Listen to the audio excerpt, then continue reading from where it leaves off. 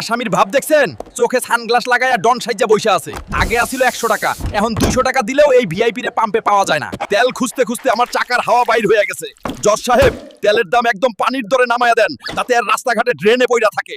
কি রে golden boy, তোর এত দেমাক কেন? তুই কি আসমান থেকে নাজিল হইছস? পাবলিক তোরে না পাইয়া বাইক টাইনা টাইনা গ্যারেজে নেয়। এক্সকিউজ মি জজ সাহেব, আমার কি দোষ?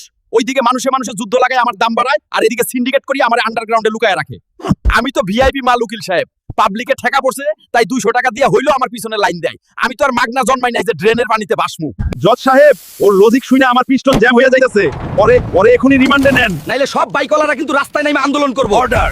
আসামির লজিকে পুরা ইন্টারন্যাশনাল পলিটিক্স লুকায় আছে। যুদ্ধ আর সিন্ডিকেট কইরা কৃত্রিম ভাবে তার দাম বাড়ছে। তেলের কোনো দোষ নাই। মামলা ডিসমিস। জজ সাহেব, এই বেচারা ব্লেডের দিকে তাকান।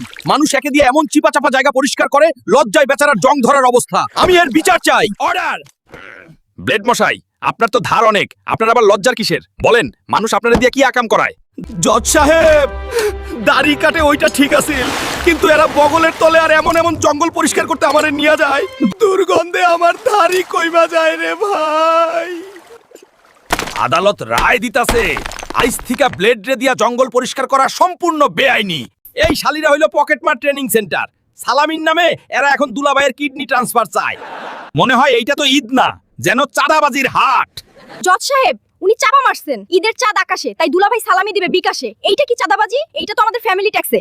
দুলাভাইয়ের পকেটে এখন শুধু বাসের টিকিট আর একটা পুরান দিয়াশলাই আছে। পুরা পকেট মরুভূমি বানাইছো, আর কি নিতে চাও?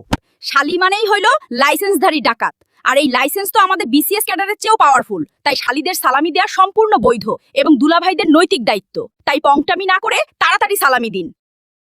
আচ্ছা আচ্ছা ম্যাডাম, এই হগলডি কি আপনারই পোলাপাইন নাকি?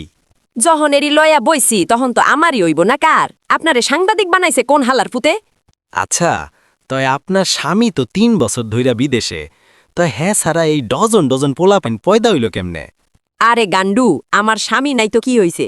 এই গ্রামে আমারে দেখভাল করার মতো আরো মেলা মাইনসেই আছে। ওরে বাবারে, এটা আবার কোন কলিযুগে আইসা পড়ছি? ঈদ শেষ, খালি বিড়ি খামু আর বিড়ি খামু, কেউ ঠেকাইবার পারবো না।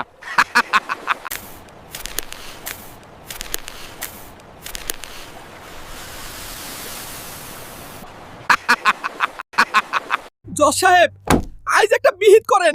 কিপটা হারামি মালিক আমারে ঘষতে ঘষতে আমার ছাল বাকল সব তুইলা ফেলছে। আমার মাথার চুল সব উইড়া গেছে, তাও হারামি আমারে ছাড়ে না। দাঁত মাজা শেষ, এখন আমারে দিয়া বাথরুমের কমোডও ঘষে। অর্ডার। ভাই, দুনিয়াতে এত ফকিন্নির পুত কেমনে জন্মায়? তোর মালিক তো মানুষ না, জল্লাদ। আজ থেকে কোর্টের নির্দেশ, যে প্রতি মাসে ব্রাশ চেঞ্জ করবে না, ওই কিপটারে ধইরা ওর দাঁত সাবান দিয়া ঘষা দেওয়া হোক। কোর্ট মুলতবি। ওরে পিঁপড়া, তাড়াতাড়ি আয়, আজকেই আমার ছাদনা তলা, আজকেই আমার বিয়া। কস কি, তোর মতো হাড্ডিসার মশারে কোনো পাগলি বিয়া করব? ভাই, মানুষের রুমের সেই সুন্দরী মশানি, ওরে নিয়ে আজকেই কাইটা পড়ুম। টাটা। ওরে বাবা গো, আকাশরে কে আটকাইলো? সামনে কি অদৃশ্য দেয়াল? মশা কি এখন জেলখানায়? ওরে আল্লাহ, বিয়া করতে আইসা দেখি কবরে যাওয়ার টিকিট কাইটা ফেলছি। আমার পাখা কই? আমার কলিজা কই? ওরে আমার মজনু, আগে তো জাল কাটতে শেখ, তারপর বিয়া করতে আসিস। তুই তো দেখি মশারির ছিদ্রও খুঁজে পাস না। ভাই রে, বিয়া করতে আইসা এখন তো দেখি নেটওয়ার্ক পায় না।